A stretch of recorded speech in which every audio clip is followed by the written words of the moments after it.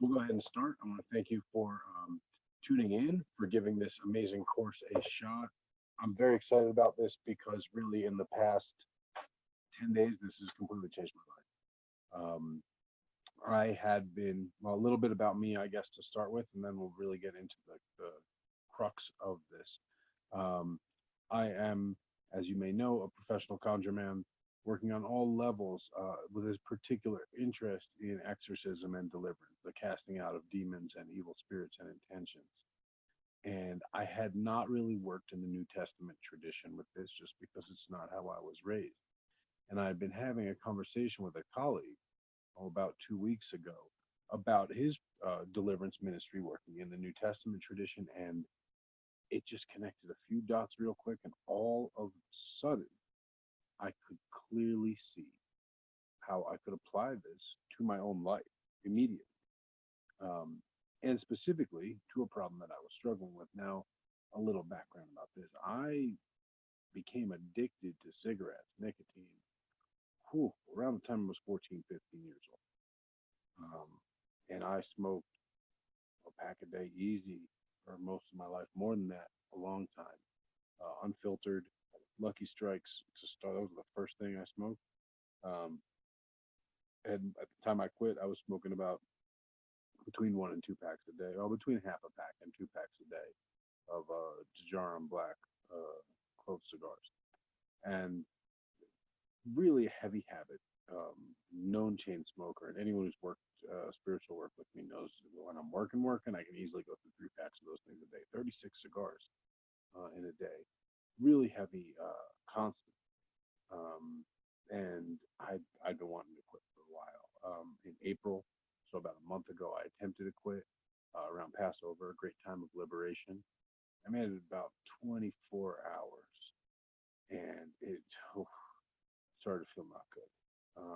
Real intense headache, sweats, very bad sweats, and my mood was just awful. I could not be around anyone. So between combining all these things, I really didn't know what to do. So then I tried doing a tapering down thing where I went, and listen, I've been a on and off smoker. I say very often, but pretty much an on smoker for, since I was 14. I've quit successfully in the past using like a shock treatment bracelet that worked actually pretty well, pretty quickly within a day or two, but it did not last more than a few days.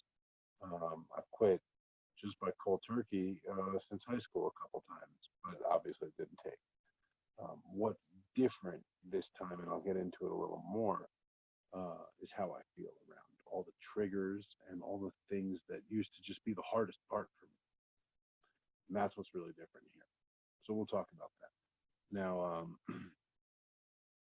the last time I tried to quit was a tapering down, and of the 12 cigars in the pack, I said I was going to have 2 a day for 3 days, and I was going to taper down to 1 a day for 3 days, and then 1 every other day for 3 days, and then I would be done.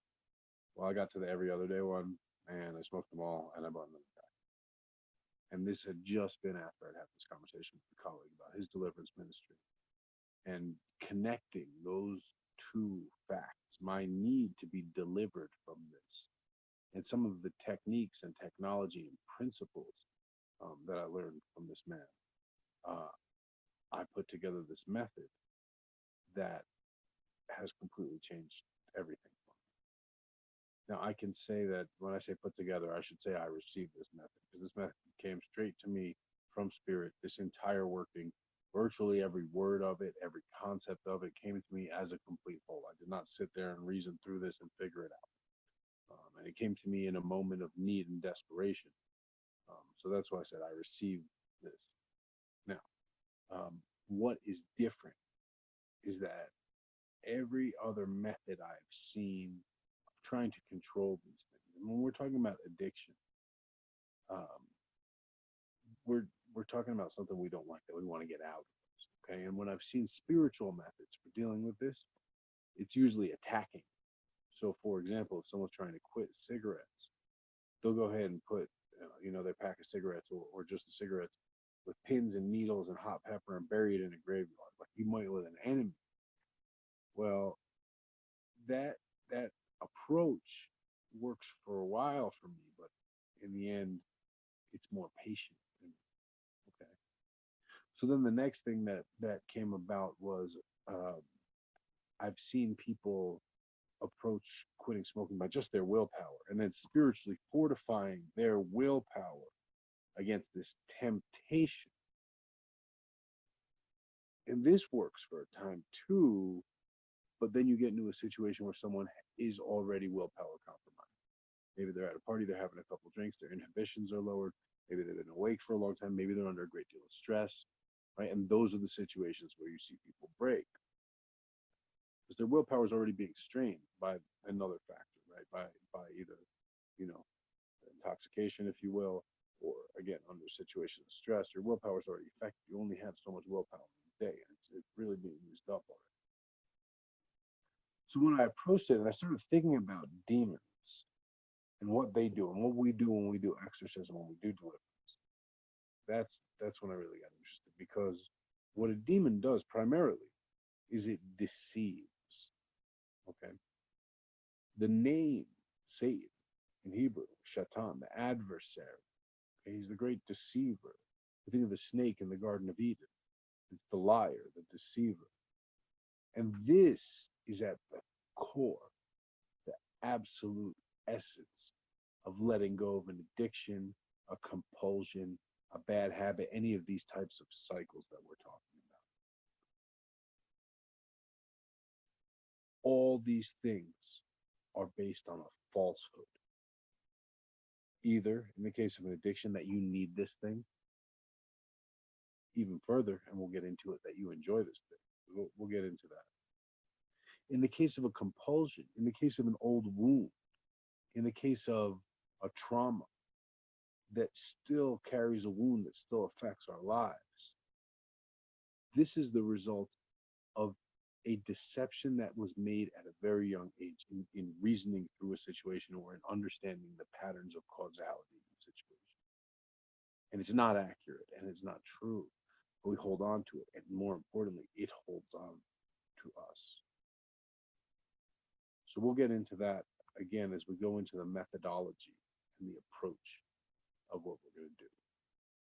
But this method and the goal of this method then is to first isolate, really clearly understand where the deception is at, then proceed to cast it out. And now how we cast it out, this is, as is classically the case, it's one of these funny things. The answer's been right in front of your face the entire time. What do I mean by that? Well, they've been saying forever, what does it take to quit smoking? You just need conviction. You need the conviction to do it, right? You need conviction to quit cold turkey. That's what I've heard since, my substance abuse class in junior high, DARE class. You just need the conviction to quit cold turkey if you start smoking. Well, it didn't work then. But that's because I didn't know what it meant. And that's why I'm going to look at the definition. The definition of conviction.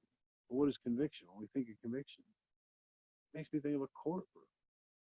And indeed, when we look at the first definition of conviction, it is a formal declaration that someone is guilty of a criminal offense made by the verdict of a jury or the decision of a judge in a court of law. So what does this have? It's a formal declaration that someone, in this case, something or some entity that we'll identify here, is guilty of a criminal. What does criminal mean? They committed a crime. They broke the law, offense, made by the verdict of a jury, we don't have here, or the decision of a judge in a court of law. Okay, we can look in the judge is someone who interprets and applies the law. A court is a gathering. And what is the law? The law is this. The Torah, it's the Old Testament. It's the Bible by extension. That's the law. That's God's law. That's the law of the universe. So now in a scriptural context, what are we talking about when we're talking about conviction? Right? Because it takes conviction You have to have conviction to quit smoking, or to drop any addiction, or to make hard changes. So, what is conviction? In the scriptural context, conviction, as it says, always implies the presentation of evidence. It is a decision presumed to be based upon a careful and discriminating consideration of all the proofs offered, and has a legal character. The verdict being rendered either in God's judgment or before men by an appeal to their consciences in which God's law is written. Right? Since such conviction is addressed to the heart of the guilty, as well as concerning him externally, the word reprove is sometimes substituted. To quote, convict in respect of righteousness and of judgment, from the book of John, chapter 16, verse 8, refers to the conviction of the inadequacy, meaning not enough, and perversity, right, twistedness of the ordinary natural standards of righteousness and judgment. Now, I'm going to say right here to pause, because if you're thinking about this conviction, you are not the one who needs to be convicted. That is what this method is about. It's about finding that entity, that energy, that spirit, that demon, that pattern. Okay, finding that, convicting that for its falsehood. Okay, we're going to proceed here. We're going to do the theory stuff first for the first hour here, and just discuss what we're doing here. And then we'll move into practical, and then, of course, we'll get into question and answer. And I'm going to go ahead and check in on the participants, make sure we're still rolling. It looks like we do have Tony here still, which is great. And I know some other folks are going to be tuning in, and either way, the recording will be saved. Now, we're going to talk now, and again, in this course, we're specifically speaking about addiction. There are far-reaching uses for this type of work, for this sort of self-deliverance, from all sorts of trauma, from all sorts of negative thought patterns. But in some of those, especially the trauma situations, you really want someone else there, because this type of conviction takes certainty, takes strength of will. And especially when you're dealing with an emotional trauma, a personal trauma, something like this, sexual trauma, where, again, as we said before, it's going to put some strain on your willpower to start with, to deal with it, because your voice might get a little broken up, it might waver, or your eyes might start tearing, and it might diminish your strength somewhat. And because the pain and the fear around this can be so strong, and that's what these sorts of energies, these demons, feed off of, it's really important to have someone else there, either to operate the whole thing or just to be there in case you reach that point to finish it. Because if you get stuck halfway with sort of the, you bring the thing in the courtroom, but you don't start court and there's no bailiff there, it can go buck wild, right? So we're not gonna try that. But now an addiction is a much different thing. It's not repressed in the same way. It's not as core. It's much more on the surface. You don't start smoking until you're a lot older, or whatever your addiction may be. In most cases, till you're a lot older. Now, if you've been using your substance since childhood, early childhood, again, I started when I was 14, which they say is sort of the most highest risk age. It's still possible. Okay. So we're going to talk a little bit on the spiritual dimensions of addictions, and a little bit about why I'm using this term demon to start with. What does that even mean? What am I talking about? What does that mean in a spiritual context, in a religious context? What does that mean in a scientific, psychological context? Because these are important. We're throwing concepts around. We shouldn't just, it's important to have clear definitions. Again, how important it is to know the definition of that word conviction. In order to realize that to quit, we must convict. And you will see what I'm talking about. So, first of all, the devil, as was taught to me by an elder many years ago. This is something that has stuck with me. You can look at the word. Right? We look at how we spell devil, D-E-V-I-L. So the devil is deceptive intelligence. What does that mean? So that's the intelligence. It's the rational process. We think to fool ourselves. We use our gift of intellect, we use our gift of rational thinking, contrary to fulfilling the order of the universe, contrary to fulfilling the divine law. So what am I talking about like that? This is that, and every addict knows this, justification. It's where you find the excuse, it's where you find the exception, it's where you find the free pass, it's where you find that reason that today's not the day to quit, or where you find that that compelling drive that makes it all right. It makes it all right because he said that at work, or it makes it all right because this is going to be the last one. So this is, you got to finish it, right? Or it makes it all right because you haven't for so long, or it makes it all right. These are all the same things. You're deceiving yourself with your intellect, okay? Or, and the worse this gets is the more intellectual you get, the more you deceive yourself. So what do I mean is, you start going and be like, oh, well, do I really know all the statistics about smoking are true? Do I really know that? That's the government statistics. I know they lie about plenty of stuff. We don't even really have cancer in my family, and that's the main risk of smoking, so I'm not really worried about that. Start thinking even more, deceiving even more. You know for sure you don't want it. You wouldn't be watching this if you already hadn't decided that you want to make the change. So you already want to make the change. Okay, now let's prepare to make that change happen. So the devil's a deceptive intelligence. And what are these demons that we're talking about? Because these aren't demons from hell. These aren't infernal beings. I'm talking about spiritually, scripturally. Let's define these things. These are earthbound spirits that are being cast out. And that's what they are. They are earthbound spirits. As my colleague who was hipping me to a lot of this explained, these spirits are of the Nephilim, the fallen angels that interacted with human, and in some cases had intercourse with human women and produced these offspring. And God came through and wiped them out. But they weren't, heaven and hell are not their portion. That's not for them. They were on earthbound. The spirits didn't really have any place to go. Now these are kind of like giants. They're like titans in Greek mythology. Okay, so they're giants. They're huge. They're like supernatural. These creatures. They're half angel, half human. So the point is, their appetites were suited to their forms, to their bodies. Well, they're still around. And from time to time, they get in us. And that's the devil let them in. That's why I brought up the devil. That deceptive intelligence creates the gateway, okay, for them to ease on it. And now we're in a situation where this thing that has an appetite that is bigger than a human body, bigger than a human spirit, basically only has a human body or human spirit to fill that appetite. Clearly inadequate. Clearly a hunger that's going to go on and on and on and on and on and on because it can't get full. It's like, not going to work.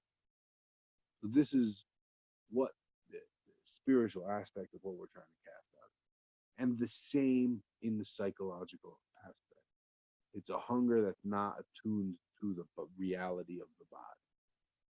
If you want to cast out all the spirituality and just look at this in a purely psychological context, what is addiction? It is a hunger because it has that same craving and that same pull and that same draw as hunger for food that you need, but it's not aligned with the actual needs of the body. Okay? So either way, it's the same thing. And so how does it work, and why specifically do I keep coming back to a demon? Because a demon works on deception, right? The greatest trick the devil ever pulled, people say. They work on deception. They work on lies, and they work on falsehoods. And because the devil gives us deceptive intelligence, he kind of rules them all. That's how that whole thing works, right? So the deceptions that these addiction energies and these addiction spirits and these addiction demons will bring to perpetuate themselves, to perpetuate their own foothold. And they're just looking for a house to be. They're looking for a vehicle to fulfill those needs. They're filling those needs. They're earthbound. They're here. They need those things. And they're looking for some way to meet their needs. You and I happen to be those things. So we have to defend ourselves here. So the way they do that is by projecting into our minds with deceptions. And the deceptions that the addiction demons use are 6 major deceptions.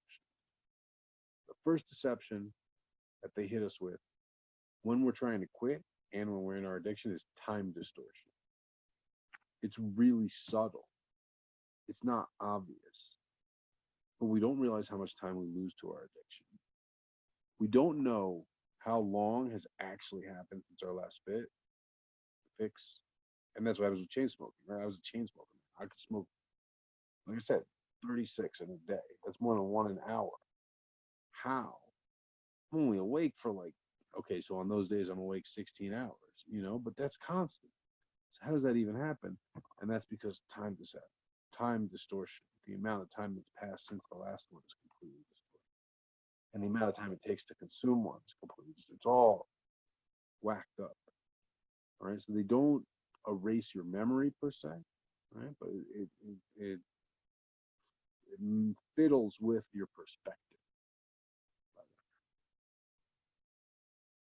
The next big one is they create a binding cycle, and we're going to break that in this work. But you enter into something like a renewal subscription plan, okay? And that's the problem. That automatically renews. Always automatically renews in an addiction. And they sign you up for that, right? It's like someone has signed you up for a magazine, and maybe they even get you the free one, but all of a sudden they're billing your credit card, and you keep getting these issues and you don't know how to cancel it. That's what's going on. And they don't have the authority to do that, but they do it to facilitate trying to meet their needs, but they can't. And that's the thing. It's not like they're even meeting their needs by being in your body and giving you these cravings and driving you to do these things. It's still not going to be enough. So it's kind of a lose-lose until you cast them. So that cycle binds you, that subscription they put you into. So we got to break that cycle because it's an illusion. The next one they give us is the false promises of joy or glory or whatever you feel when you get your fix. And when I'm talking about getting a fix, it could be a cigarette, it could be, going to the bar and picking up that person for a one-night stand. It's whatever behavior you don't feel in control of that is a hunger that is not aligned with your biological metabolic needs and the best interests of your body. Okay? Any of those, any type of hunger. Could be gambling. It doesn't even have to be anything you consume or anything especially physical. Could be any of this stuff. So just think about that. Okay. Now, the false promises of joy and glory is that usually the way we get stuck in these addictive cycles is that the early times we do something, the first time, even the first few times, we have both the experience of the substance or the activity and the associated experience of the excitement of it. Okay, the nerves, the whole thing, the novelty of it, the taking it all in, everything. It's that dopamine thing, all this happening. And so those feelings all get mixed together in us. And we get confused. And that's part of the deception. Because we think it's going to be that good every time, and it isn't. It is, and we know it. It doesn't matter what you're addicted to. As soon as you get your fix, you know it's just maintenance. You know you're not feeling it the way you did in the beginning that got you started. You know it's just maintenance. At some point, it has shifted to need. And it is no longer want. And it is no longer enjoy. It might be all right. You prefer it to not, sure, right? But it's not that great thing that you once thought it was, because you wouldn't be watching this video if it was for you. So that's obviously not the case. And so every time you're driven to get a fix to feed that demon, to feed that hunger that is bigger than you are, literally. It's on that false promise that it's going to scratch that itch, right? That it's going to give you that great, and it's never great. Never great because it's at this point of need. Okay, so that's another lie. The next thing is the false comfort. That when you are distressed, that you will receive relief from this. It is a reliable thing, that it is something that can provide relief. Fulfilling your addiction can scratch an itch at all, because even that's an illusion. Okay, and the next two are very, very, very, very, very big. There's only two things that you need to have the conviction that you need to cast out your addiction, your self-deception. These two things. The first is knowing that in almost every case, your addiction is violating the law of the universe, the law of God, the law of nature, because it is granting you the portion of the dead in exchange for the portion of the living. What do I mean by that? The things we become addicted to are what we associate with giving to the dead, to the spirits of the dead. Alcohol, tobacco, sex becomes constantly that, the energetic exchange. All these things. These are the things for the dead. They're not for the world of the living. We have our portion. Okay? It's different things. And it's almost as if, I should say, it is as if these addiction demons come through and steal your birthright. They swap out your birthright for your death right. Okay? And they claim your birthright for themselves. And that's how all these deceptions work. It's a swap. It's a deal. It's a little switcheroo.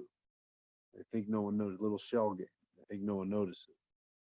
But when you call them out on it and you shine light on it, they have to correct it. That's part of the deal. And so, knowing that you are being granted, you are being denied your birthright in exchange for your death right. They are giving you the portion of the dead and taking for themselves what is your portion, the portion of the living, and your right to all the portion of the living, which you give away. And that means your time, that means your money, that means your concern, that means your health, all these things that you give over the addiction. That's yours. That's your birthright. You are entitled to that. And it tricks you by giving you your death right. Okay? The next thing you must understand for self-deliverance is that the need, the hunger, that itch that you're trying to scratch, that's not even yours. That is how the demon feels. That is how addiction feels. It makes a switch. It puts its feelings into you. Okay? But that's not yours. It needs you. That cigarette, that drink, that needs you. You don't need it. If you don't have it, you'll continue forever. You have a purpose in life. You have things to do. It has no purpose. It has no function. It has no reason for existence without you. It'll plead for mercy on that very note as you get into doing it. But it has no function, no purpose, ceases to matter, and therefore it ceases to be, because it doesn't have a place in the universe if it doesn't have you. And so it tricks you. It puts that very feeling that it is composed of, that it is the essence of, It puts that in you. And you feel that. Against all logic, against all self-interest, against all reality. And so this whole process in that regard is a reality check. So now, all this again is deception. And we have the power based on scripture to deal with it. In book of John, chapter 14, verse 6, Jesus answered, I am the way and the truth and the life. No one comes to the Father except through me. Okay. In Galatians chapter 4, verse 4, but when the fullness of the time came, God sent forth his son, born of a woman, born under the law. Okay. So we know that Jesus is born under the law, and he brings the truth and the life. Okay. Now, book of Romans, verse 2, chapter 12, says, for all who have sinned without the law will also perish without the law. And all who have sinned under the law will be judged by the law. And so sin is to violate the law, okay? And that demon, that spirit, that compulsive pattern, that addiction that has come into you and that is deceiving you and that is showing you falsehoods, by the nature of its falsehood, by the nature of its darkness, and by the nature of it giving you the portion of death in exchange for your birthright, your portion of life, it sins under the law. And so it will be judged under the law. That's book of Romans. Okay? So that's what we're talking about. We're talking about driving these demons out with what? Conviction. And we're going to convict them in our very own court of law. Okay, so I'm going to describe the working first, and then I'll go ahead and perform an example of the working. Go review the tools, and then we'll do a Q&A and discuss everything. Before I continue, I'm going to go ahead and open the line, see if I can unmute the chat here, and see if we have any questions to this point. Let's see what we got here. And see if we got you muted. We're going to unmute you. And so chat, if you have any questions, you can go ahead and just shout it out. If not, we can just go ahead and proceed. Looks like no questions, so we'll mute chat again, and we'll just keep going here. And as far as holding court, we got to think about what we need for court. Those are sort of the key components. Move my light over here. So we need a few things. We need the judge.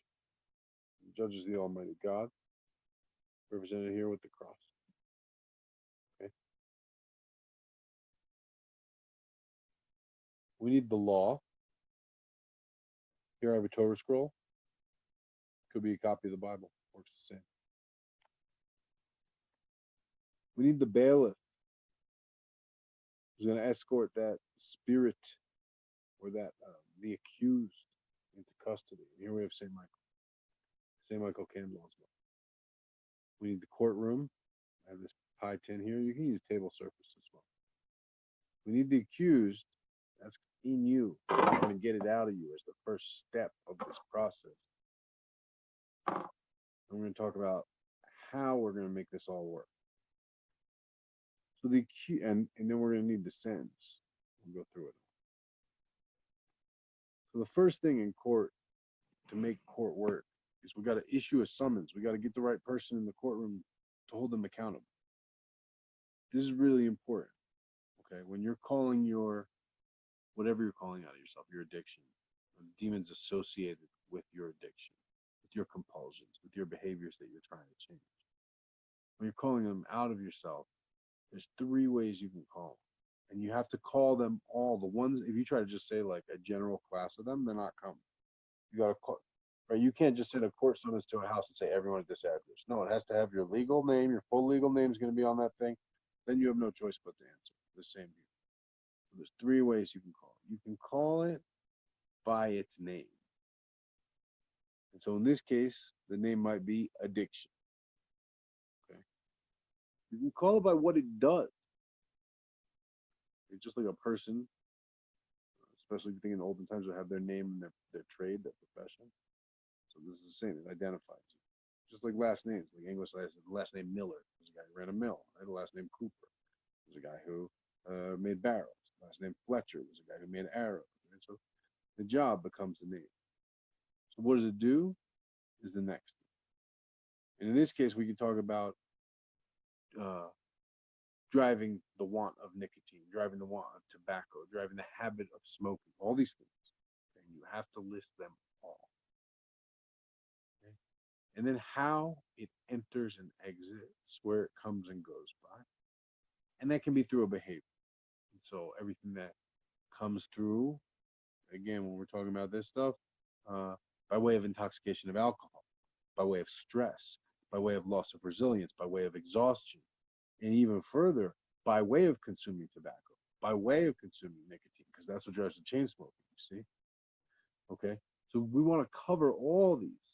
And this is part of the planning you need to do before you do your work. Whatever you're doing, you're working on, this is some of the thinking through you have to do, and some of the introspection. You know, they always say that first step is admitting there's a problem. So obviously you've admitted there's a problem. You're watching this for some reason or another.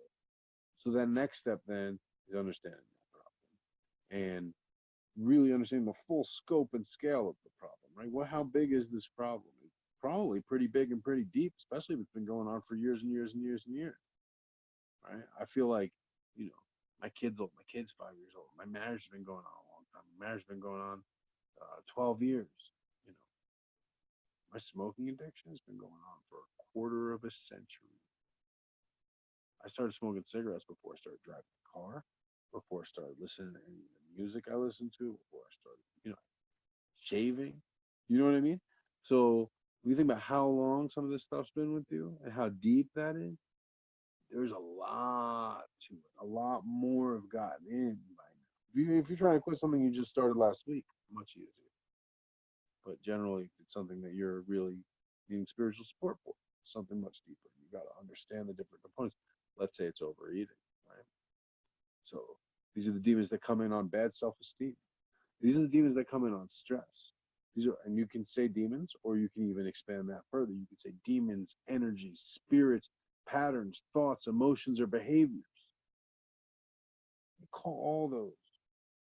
And what I'm saying is you issue, when you're holding court, the demonstration, you light your candles, you say your prayer, and you say, I call forth from out of the depths of myself, and out of the depths of my spirit, and out of the depths of my body, and out of the depths of my mind, and out of the depths of my emotion.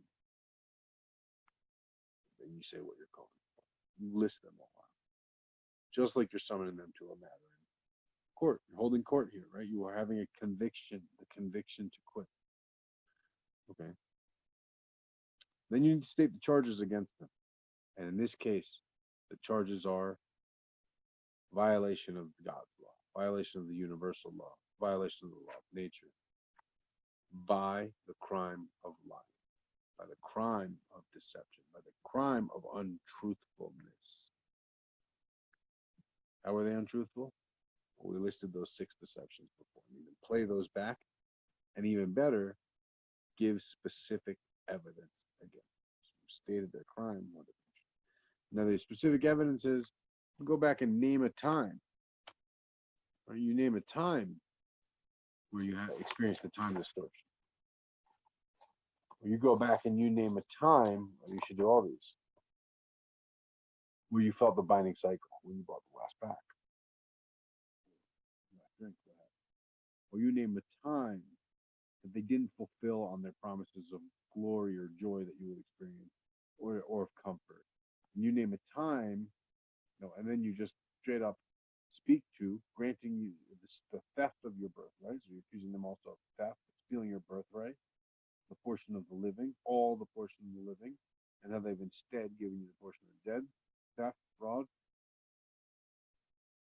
and deception, and the projection of their need and hunger. Right? That's another basic fraud, another basic deception. You have to accuse them of these things, right? You have to tell them what they're guilty of, and you have to give the evidence that you know it's not true. And now you have to pronounce your authority. And the authority that you have to do this, you need to know this authority before you cast anything out. You need to know for certain that you have the authority universally to do this. Book of Matthew, chapter 10, verse 8. As you go preach, saying, the kingdom of heaven is at hand. He says, heal the sick, cleanse the lepers, raise the dead, and cast out demons. Freely you have received, freely give. Okay? Now, book of Luke, chapter 10, verse 19. Jesus said, look, I give you authority, okay, authority as in a court, to trample on serpents and scorpions, and over all the power of the enemy, and nothing shall by any means hurt. And it's important to say when you do it. It's important to realize and embody and embrace, so that in doing this, you don't have any harm, any collateral damage. And so now it's just a matter of pronouncing the sentence, right? And you are casting out and banishing from your body, mind, spirit, all of these that you've just summoned to receive their sentence. You're casting them out because they have no rightful domain, authority, presence, or portion therein. So you're going to cast them out, but you don't want them to come back. And this is the second part of this working, and this is where Spirit was brilliant with me, because it put these things together. Because when we do exorcisms, we make these bottle traps. We trap our demons, and that's how we keep them from coming back.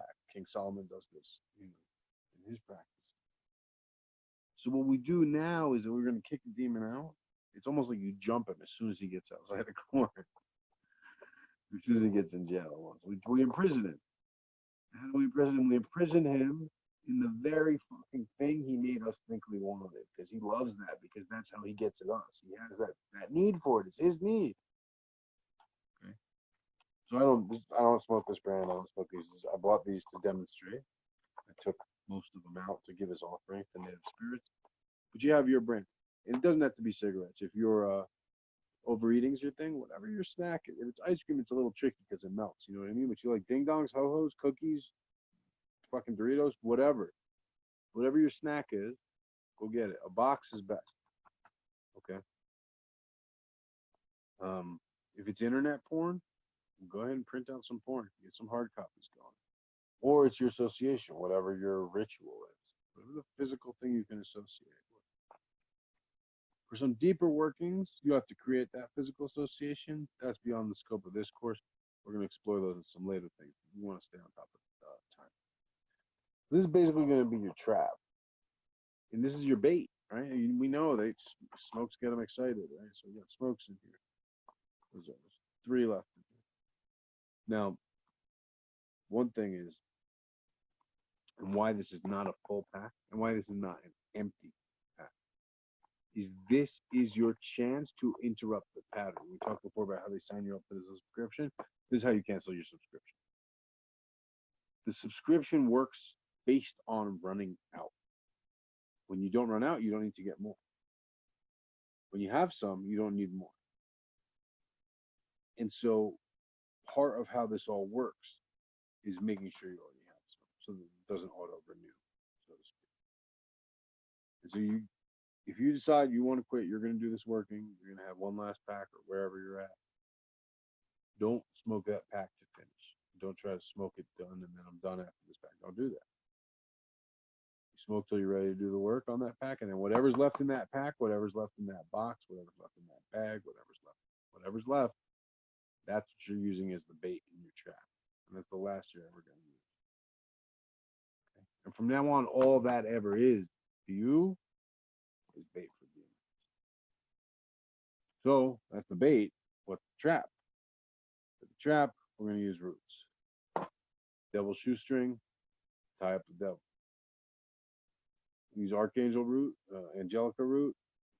Totally St. Michael. St. Michael's the bailiff in this situation. It's going to help us quite a lot. Keep him down. You see St. Michael treads down the devil, stamps him down. And the other one I use is High John the Conqueror. Why? It'll help us conquer, overcome. Okay. You can go a different direction. You can go a Solomon seal. Solomon seal is used to bind demons, to hold down demons specifically. So very much like the devil shoestring. So you can back up that up. You can use poke root, because that's used for protection. If you're worried it's coming after you, if that addiction is really in you, poke root protection, keep it back. And finally, if it's really depraved, you can go anti-demonic route. You hit him with sulfur, asafoetida, things of that nature. Some of that real foul-smelling stuff. The other thing you're going to want to know is that you're going to seal them in here with wax from the candle that you burned in the working. We're going to use a purple candle because, again, we're not trying to oppose them. This isn't a black candle situation. We're not making an enemy. We're not fighting. Purple is for domination. Purple is for power. Purple is for mastery. We're mastering this thing. We're reestablishing the proper order. The proper order puts you in control. That's granted you in Scripture. Put this thing back in its place. That's the candle. To prepare the candle, we're going to need something to carve it with. I actually really like the machi skewers. I use them for carving every candle for a lot of reasons. One, they're nice and sharp. Two, they're disposable, compostable even. So you don't have to use the same carving for every job, same carver. A lot of spells will tell you to use a new pen or a new quill or something like this. So same concept, you use a new one every time. And three, you can burn them. That's how that's done. And we're going to need some oil to dress the candle with. I'm using a mastery oil here. Again, compelling oil would be fine. Domination oil will be fine. Commanding oil will be fine. Any of that will be fine. But what you would not use necessarily is a hot foot oil or anything repellent, more to control. The other thing you're going to need is a cord to bind it. In this case, I use some black jute. I like jute. It's a little rough. It's got good grip, so it ties like real nice knots and it doesn't slip loose. And when we tie the knot, we're going to do a few different things. We're going to wrap the pack up or the box or whatever, and we're going to tie a knot on each wrap and do 9 knots. And then we're just going to tie straight up knots. And with each of those, we are going to invoke a guardian spirit into that knot. In my practice, I use the holy names of God, each of these different aspects. If you work with different spirits, you can put them in there. It's almost setting up guards at these different doors. So there is no way this thing is getting out of it. Okay. The next thing you need to know is what you want to do with it after you're done. You can dispose of it. You can go ahead and throw it in a river to kind of get it out of your life. Throw it over your left shoulder without, and throw it in moving water without looking back. You could do that. Okay. You can throw it on the train tracks to run it out. You can throw it at a crossroads. What I recommend, especially at least for your beginning quit, is to keep that. Because you can visualize and focus on continuing to hold down those demons. And if they get uppity, especially for the first few days, you shake that thing. Go ahead and get those roots working on. Send your guards to them. Okay? Another thing that you can do, depending on what you're casting out, is you can redeem it. If it's just some old trauma that's in you, and again, if you're working on the trauma thing, especially, contact me. Let me work with you as a professional, or find another professional who I've trained in this system. Because doing it yourself is a risky approach. Okay? But you can take that piece of yourself, essentially remove it from yourself. You need it back though. So you're going to redeem it and cleanse it in that case, and then take it back. is again a more complicated working. We're not going to get into it in this video, but it is another extension and application of this technology and this approach and this method. And finally, you can entrain it. Again, far beyond the scope here. Possibly there's some people who are watching who are going to want to try it, but you can take that energy of addiction, you can take that entity, that demon, and if you are of the proper skills and your self-training, you can catch it and then do all kinds of stuff like any other spirit. And again, that's also advanced well beyond the scope of this video, not anything I'm talking about right now, but important for you to know. All right, so that covers up the theory portion. I'm going to come back and do the working and the Q&A. I'm going to go ahead and pause the recording, take a quick intermission, and we're going to come back and finish it in about 5 or 10 minutes.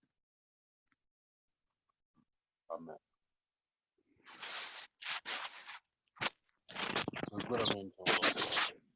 Another night I use a hibachi skewer to do that. So what we're going to carve on the candle is your full name, your date of birth, and then what you're gaining power and command over. Okay. So I'm going to go ahead and put the camera back. But I'm not going to be able to demonstrate my carving here, but I'm going to write John Doe. John Doe. John. His middle name is Robert Doe. John Robert Doe.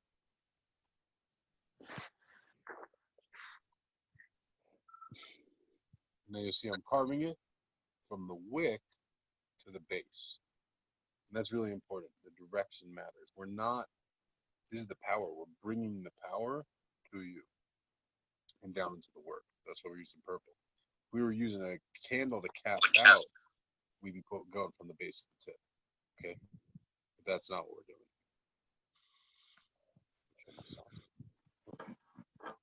So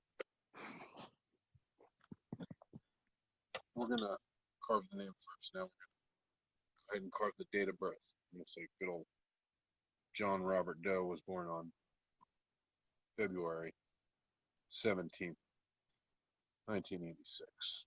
That's a totally random date. And now we're going to make our statement as a fact because we are making this true now and here. We are saying, has command. Command.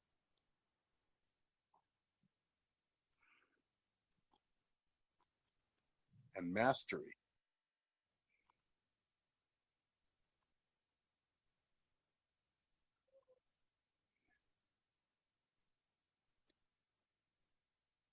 Over all spirits,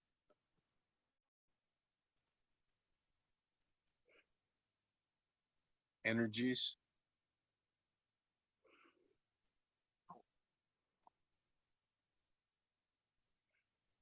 entities,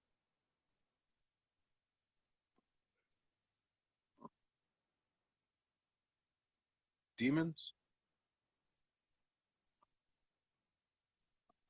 thoughts, and emotions.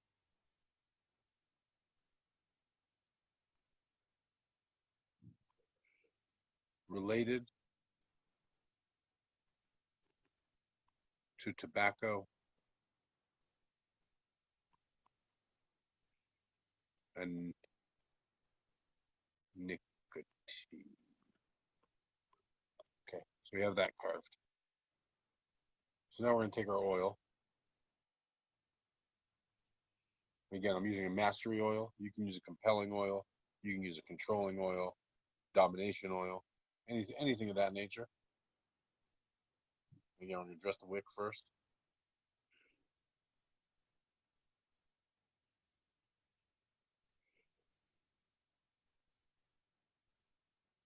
Then we're going to go from the wick down. Pushing that power down. Wick down. Wick down. Wick down. Wick down. Wick down. I'm going to go ahead and set that. I'm just going to set this candle on a tea light so it's not sitting right in the pan because you you really can't melt the wax right on the pen. So just hit it with a little lighter to get the bottom melted. Now you see something like that. Okay.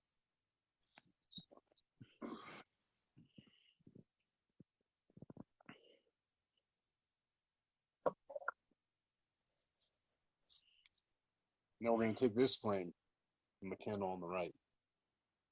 There's the flame of strictness and justice. We're going to use that to light the purple candle. Okay. Now, before we get our hands dirty, a little Florida water here. Spray it on the hands. Clean that all up.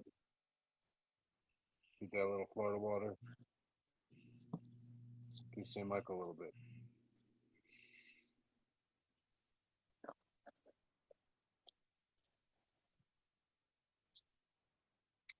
And then we'll do our invocation prayer. We'll recite the Lord's Prayer 3 times, and then speak to the Almighty. Our Father who art in heaven, hallowed be thy name. Thy kingdom come, thy will be done on earth as it is in heaven. Give us this day our daily bread, and forgive us our trespasses as we forgive those who trespass against us. And lead us not into temptation, but deliver us from evil. Amen. Our Father who art in heaven, hallowed be thy name. Thy kingdom come, thy will be done on earth as it is in heaven. Give us this day our daily bread, and forgive us our trespasses as we forgive those who trespass against us. And lead us not into temptation, but deliver us from evil. Amen. Our Father who art in heaven, hallowed be thy name. Thy kingdom come, thy will be done on earth as it is in heaven. Give us this day our daily bread, and forgive us our trespasses as we forgive those who trespass against us. And lead us not to temptation, but deliver us from evil. Amen. Almighty God and God of our fathers, grant us your blessing on the work to be performed here, in accordance with your law and in your name, by your holy will and by your holy power, by the power of your holy Archangel Michael, by the blood of your Son, Jesus Christ. Bless these proceedings here. Grant that we may serve to cast out these demons, cast out these devils, cast out these spirits, in accordance with your law and your way. Amen. Okay, so now we're getting into the court part of it, right? We've convened court. That's like the gavel, right? When I was knocking on the table there, that's like the gavel in the court. So we're going to call court in this section. And so I, as the judge now, as authorized by Scripture, I'm going to call forth the demons, the devils, the spirits, the entities, the energies. I'm going to call forth the thoughts, the ideas, the associations. I'm going to call forth the energies. I'm going to call forth the doubts. I'm going to call forth the compulsions. I'm going to call forth the movements, any associated with smoking, with nicotine, with tobacco, with breathing smoke, those that love it, those that crave it, those that desire it, those that fuel off it, those that feed off it, those that perpetuate it, those that seek it, those that make their home in it. I call forth all those. I call them all forth to be present here, to stand accused of the crimes they have committed against the law of God. And now you see, I'll go ahead and open this pack of smokes because I'm going to call these out. When I call them out here and convict them and cast them out, they need something to go in. Okay.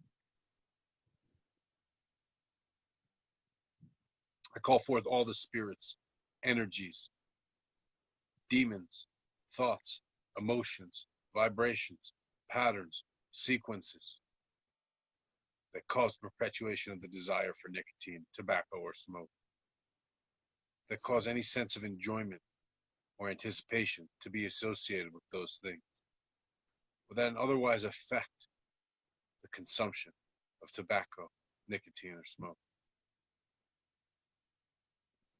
I call the ones that enter by way of smoking, the ones that enter by way of unclean hands, the ones that enter by way of unclean mouth. I call forth the ones that enter by way of unclean lungs, by difficult breath. I call forth all of them to appear here.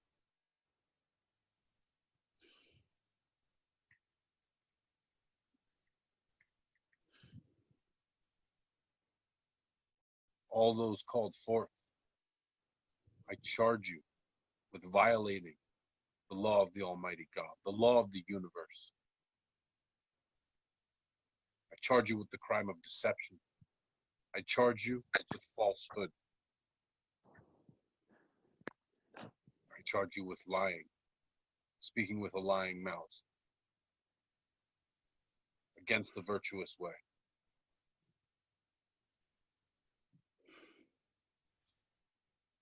I charge you specifically with deceiving the mind. I charge you with distorting time. I charge you with projecting your need and hunger. I charge you with entering John Doe into a binding cycle. I charge you with making false promises of joy and glory. I charge you with making false promises of comfort. I charge you for stealing the birthright of John Doe and in exchange granting the portion of the dead. And I state clearly and emphatically that this is not correct, that you have no jurisdiction, that the portion of the living belongs to the living, and the portion of the dead belongs to the dead. John Doe is among the living. His portion is all the portion of the living. His portion is none of the portion of the dead.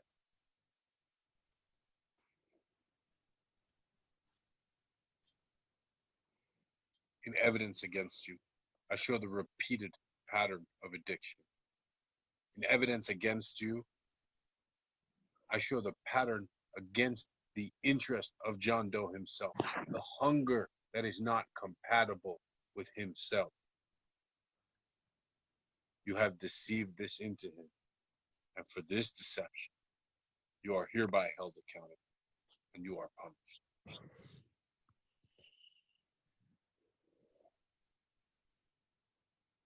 By the authority given in Scripture, I constrain and punish you. Book of Matthew, chapter 10, verse 8. As it said, as you go, preach, saying, the kingdom of heaven is at hand. Heal the sick, cleanse the lepers, raise the dead, and cast out demons. Freely you have received, freely give. In the book of Luke, chapter 10, verse 19, it is written, Jesus said, look, I give you authority to trample on serpents and scorpions and over all the power of the enemy, and nothing shall by any means hurt you. And so under this authority, under this jurisdiction, and with this power at my disposal, I command you demons, spirits, energies, and patterns out. Command you forth from John Doe. Command you forth from his body. Command you forth from his spirit. Command you forth from his mind. Out in the name of God. Out in the most holy name.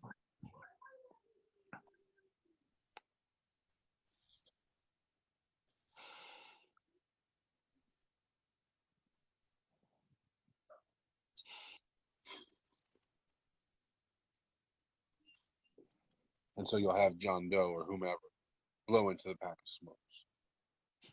Okay. Now we're going to work the root on these smokes.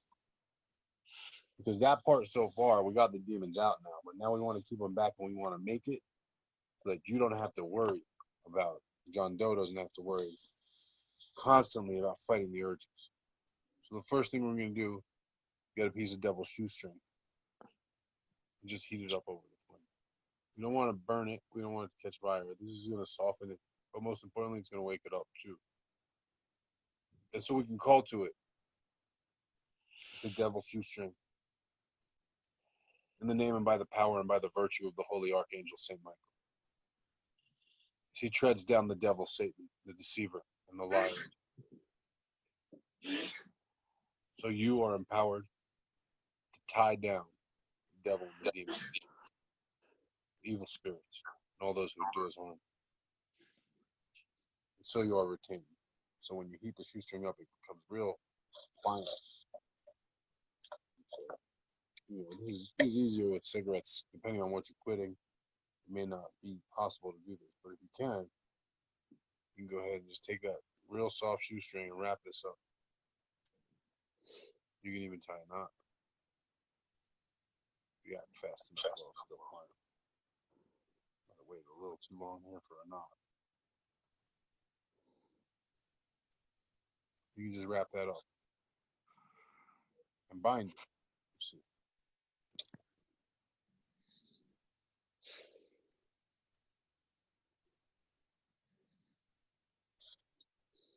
So they're wrapped up there. Now we'll shove them back in the pot. Now go ahead and get this archangel root, angelical root. Oh, it's fine. You know, this root is holy to Saint Michael. That's why it's called archangel root. It's called Holy Ghost root also. Some traditions. You just get a little of it in the right hand here. You see. You can go ahead and wake it up. And with all these roots, you can recite Genesis chapter 1, verse 11, or Book of Revelation, chapter 22, verse 2. Give you the power and the dominion over the planet before you start as well.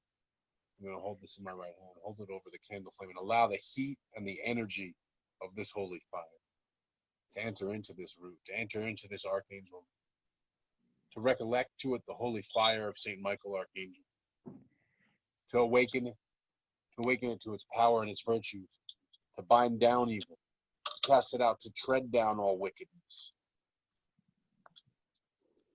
Awaken within it the holy light and fire, which casts Satan out of paradise and casts all the demons and devils from their improper estate, reestablishing order and binding them in their proper place, casting them into and holding them in their proper place. And by the name of Holy Archangel Saint Michael, do I apply it in this prison. Saint Michael Archangel, defend us in battle. Be our protection against the tricks and traps of the devil. May God rebuke him. O Prince of the heavenly army, by the power of God, cast into hell Satan and all the evil spirits who prowl the earth, seeking the ruin of souls. Amen. And finally, for the rootwork first portion, a little High John the Conqueror. Right? Because I want to conquer this, I want to tread it down, and I want it to never bother John Doe again. Okay, so I've got this High John here. Same thing. I got these pieces. I'm going to say, wake up, John. Wake up, John, I need you now. As you bring liberation, as you bring escape, as you bring conquest over that which is considered unconquerable, as you undermine the enemy, as you bring victory when it is not a match, so come here today. Grant us that victory. Grant us that conquest and help us conquer. Help us conquer this addiction, these demons, these energies and these patterns, and help us change and help us liberate in your name and by your reputation. High John the Conqueror. Help us conquer this one, John. And again, I'll put that High John in the pack. Okay. So I'm going to seal it up. So to recap here, we wrapped it up with the devil's shoestring, blessed to St. Michael. And then we got that archangel root, angelical root, blessed to St. Michael. And out of that. And then we had that High John the Conqueror that we work with High John for, the spirit of High John. And so now we've cast the devils out. The addiction is in here. All his roots on it. We don't ever, ever, ever, ever want it coming back. We don't ever want it getting a foothold. We don't want any chance. Now it's in here. And it's guarded by very awake and watchful roots. And we're going to make sure that there's no way it ever gets it. And first, we're going to introduce it to its new reality and really cook up the energy of this system that we have closed in this pack. First. Next, I'm gonna go ahead and take this purple candle. And it's giving us mastery over these things, control over these things, and we're gonna seal the pack with the wax. And we're gonna just drip it over the pack. Drip it right over the edges. Anywhere there's a seam, we can burn the pack too, that's fine. See, anywhere that air can escape, basically. Anywhere that spirit could escape is where air can escape. So you burn it. Burn that purple candle. You see, we're sealing it up. And we just drip it down. And the wax will cool and harden in a moment. And you can drip it down the face of the pack too. That's cool. And just go ahead and seal it on all the sides. But there is no escape. There is no way that these energies, that these demons who hungered for those cigarettes and ran for them as soon as they were out, they're in there now. They're not getting out of this. They're not getting out of this. They're dominating. They're bound in the very domination itself. Okay? And if this wax isn't enough, we got more tricks up our sleeve. But this wax is certainly plenty. We're going to put this whole candle on.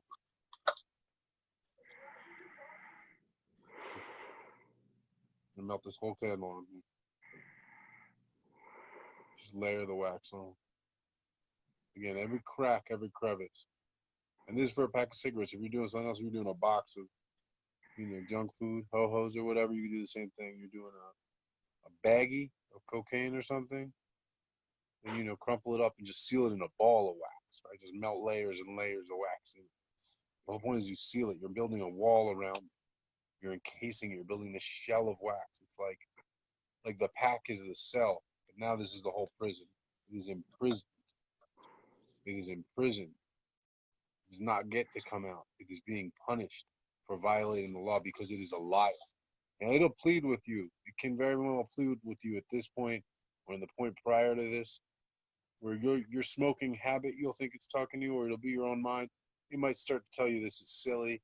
It might start to tell you that you don't need to do this. It might start to tell you this is excessive. It might start to tell you that this isn't going to work. It might start to tell you that this is all waste. And that's it pleading with you. It's going to plead with you in every single way it knows how. But by this point, after you've gone through that accusation, and after you've formally indicted it of everything it's done wrong, I hope you don't have it in your heart to be kind or forgiving anymore. This monster is lying. And that's what you have to realize now, is that this is a lie. This is a liar you're trapping up in here, so it can't lie to you anymore. It fooled you with its lies. It fooled you. Okay? It fools plenty of us. But it's done. It can't lie anymore. It's trapped in here. Its mouth is shut. It is supervised. It is watched.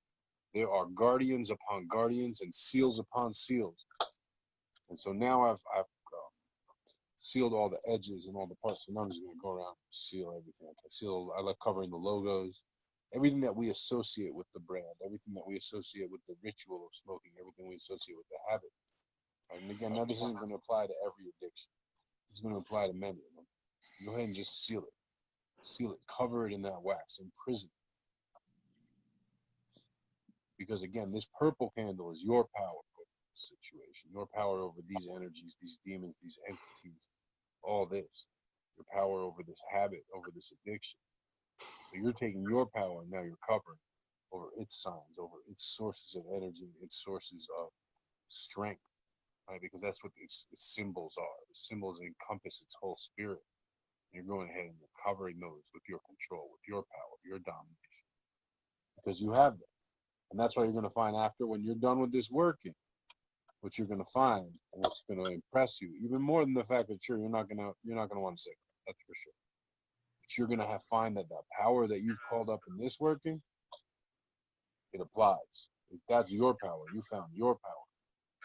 And that's when you're going to realize, within seconds, right after finishing this work, you're going to realize, oh, wait, I had power all along. So that feeling that I needed something, that feeling that I was addicted to something, that wasn't even me. That was the addiction. oh wait, that's how that thing feels. That thing is pathetic.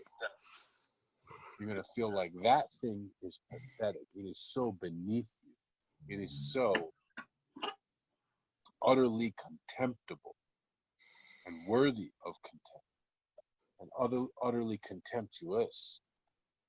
But you don't want to bother with that sad thing. The way I've described it is it's like running into your ex, crazy ex. We all have crazy exes. It's like running into one of those crazy exes. Sometimes you run into one of those crazy exes and they've really gotten their life together and it's really good and you can reconnect. But sometimes you run into one of those crazy exes and they have really let themselves go in every way. And it's just awkward and you just want to get out.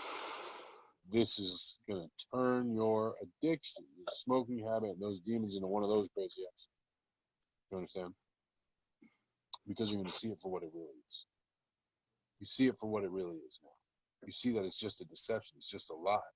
You don't even want it. You don't even want that next fix. You never want it. It was just this thing inside you trying to claim its turf by making you think you wanted it, by making you think that it was going to give you relief, by making you think that it was going to make you happy and make you feel good. And it never did. It never did. That's why you keep doing it. If it did, you wouldn't keep doing it. For a second, it did. The anticipation did. The hype did. That's the thing about these demons. They are great hype men. They are very skillful at the hype game. But when it comes to delivering on the promise, it's always a switcheroo, right? It's always a bait and switch. They tell you it's going to be exactly what you need to feel better, and it's not. Never is. Because they don't have that to deliver. It's an illusion. That's exactly it. It's just an illusion. And so you're realizing this. You're feeling it as you're doing this work. You're real, and it's changes everything on every level in terms of how not tempting it is when you see somebody else smoking. And that was always the number one trigger for me. That was always the number one trigger. I would be fine. And then I would see one of my trigger friends, one of my friends who's, or I would see just somebody smoking and say, man, they really look like they're enjoying that smoke. I wish I was them right now. But now it's like seeing the poor guy who's dating the crazy guys. The poor girl. Oh, that poor sucker. I feel bad for them. Wait till they find out. Right? So that's kind of just changes it. It changes the value you place on it, the esteem you can have for it, the respect you can have for it, all that changes completely when you realize it's a lie. It has been lying to you. Every single thing that you thought about your addiction that was good was a lie that it told you, that it put into you in order to preserve itself at your expense, to steal your birthright, and make you have the portion that is allotted for you, not in life, while you're alive. To basically rob you of the whole point of life. So that's why it's a liar and deserves to be bound up and cast away. So here we have bound this up. The wax is drying on it, and we get to the last part of this working here. And that's using the black thread, or the black jute or cord. It's good to have a razor on hand for this.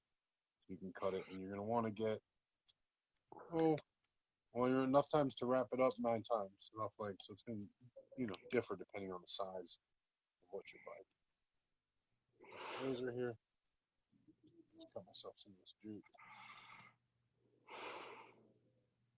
And now we have this well bound.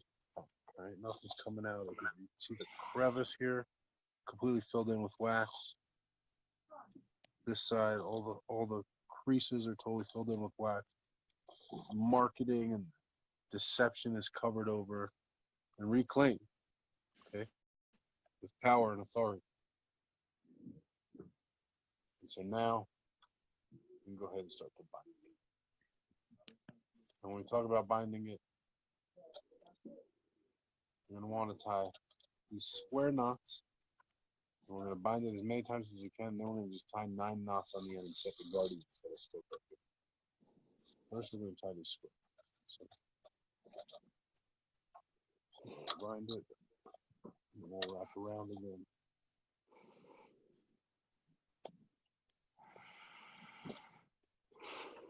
And we'll cross again.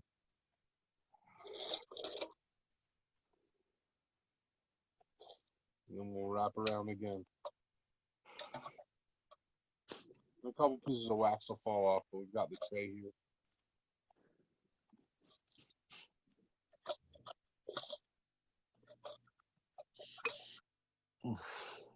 We go around until we sort of run out of length. Did this a little shorter than I did for myself. But that's fine. Now we're gonna start tying our knots. Pull it tight. So nothing's getting out of this thing, right? This is tied up. It's got the layer of wax bound up, and now we're gonna take the knots.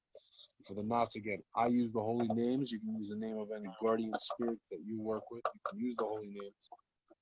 In deference to my practice, I will not pronounce the holy names aloud on the video. I'm happy to communicate with you about them if you need to learn them, but it is not appropriate for me to say them aloud, so I will not. I will whisper them as is appropriate. But I will say in the name of the Almighty God, my God, and God of my Father, I ask you to grant your protection, your custodianship, and your guardianship, and to place your guardians at these 9 knots, these 9 gates, to hold within all that is kept within this now. So by your holy names do I bind this.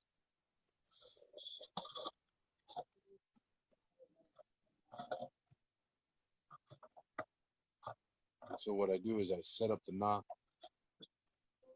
and I'll pull it, pull it, pull it, till it's just about snug here, see? And just before it's snug, I'll lean in, and I will whisper into it the name of the guardian, or the holy name. That is to sit there. So I'll bind it with 9 knots.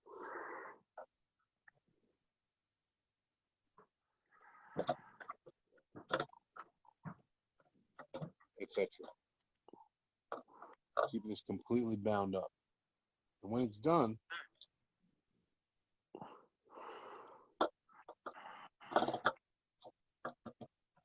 there'll be something that you can keep around. It's all bound up, sealed in wax. Nothing's getting out of here. It's safe. Now, because we interrupted the pattern, because you didn't go use a finished pack or a new pack, you don't need to go get a pack right now. You still have 3 smokes. Those 3 smokes, however, are caught up in a bit. They're bound up. They're tied up. They're guarded. They cannot come out. They cannot tempt you. And the second that you have a thought about any of them, the thought that you have is about how bound up and how tied up they are, and how they're tread down by the roots in you. Now that archangel root, St. Michael, and High John the Conqueror are straight up stomping these temptations and these demons into submission while they're bound up, and they have no escape. You feel it when you hold it. There's nothing coming out. No air is coming out. No breath is coming out. It's trapped in here. Okay? And so what I recommend is when you first do your quit, keep your pack with you, bound up pack, or your box, or whatever it is that you're binding up. And you shake it. You give it to them. You let them know that you're in charge. You are the authority. You are in control. And you know that they are liars. That they have always lied. They have never once told the truth. They have never once been in it for you. They have 100% of the time lied, cause you to lie to yourself, cause you to lie to the people who love you, not for yourself, not for your own pleasure, not for your own joy, not for your own satisfaction, but for them. Well, they're in here now. Don't worry about them anymore. They're done. Lies are done. Because the truth and the life is in you. You get to claim your portion of the living. The portion of the dead is for the dead. you'll have your portion of the dead when you are dead. But for now, you have the portion of the living. Okay? That's the basic work. And what you do from here, once you've quit, is just hold on to that. Hold on to the anger. Hold on to the outrage. Hold on to the sense of justice that you have served. Hold on to the order that you have restored in the balance. And anytime you think of the substance that you have bound up, or the substance that those demons push you to, you're just going to think of it bound up. Okay? You're going to think of it weakened. You're going to see it for the pathetic, crazy thing it is. And all of a sudden, it's not going to be very appealing. I promise you. And when you have that under control, then you can talk about disposing this either in a body of water, or train track, or burying in a cemetery or something like that. But in the meantime, you keep it. And for the first few days, I would take this sucker and just burn it, hold it over flames, no problem. Take it, poke it. And I don't want to pierce it. Poke it, give it a hard time, or just shake it and yell at it. Call it a piece of shit, because it is a fucking liar and a deceiver, and it is not getting away.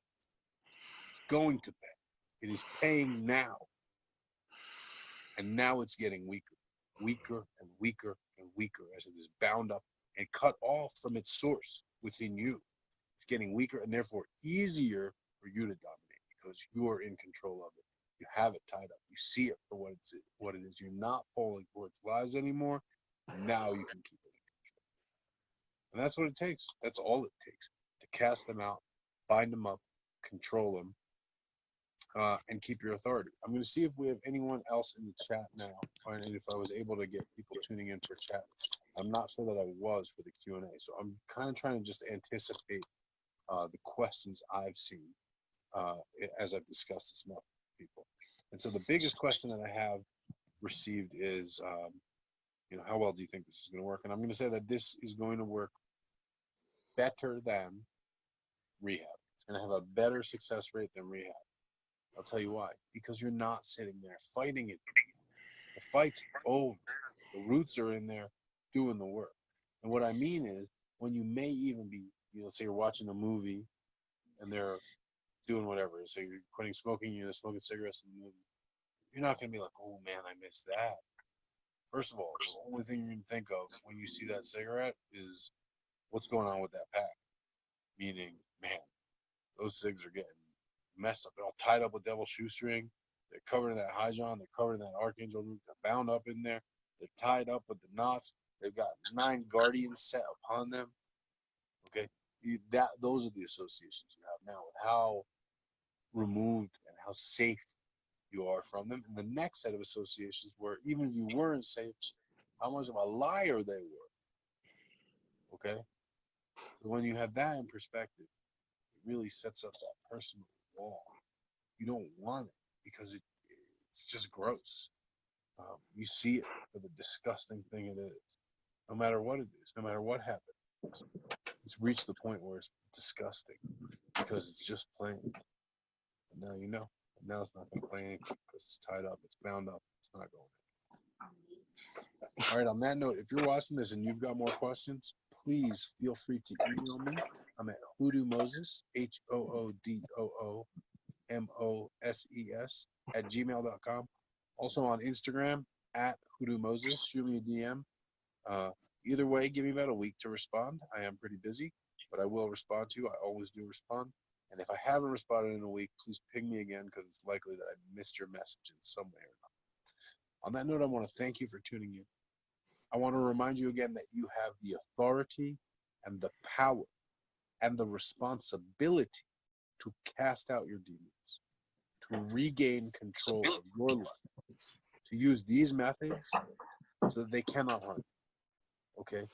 To bind them so that they cannot harm anyone, and to feel the restoration of your blessings and your fullness and your joy and your health. And I wish you all of that. I bless you with all of that. And I thank you once again for tuning in. And I look forward to seeing your results and to speaking with you. Thanks very much. Have a good one.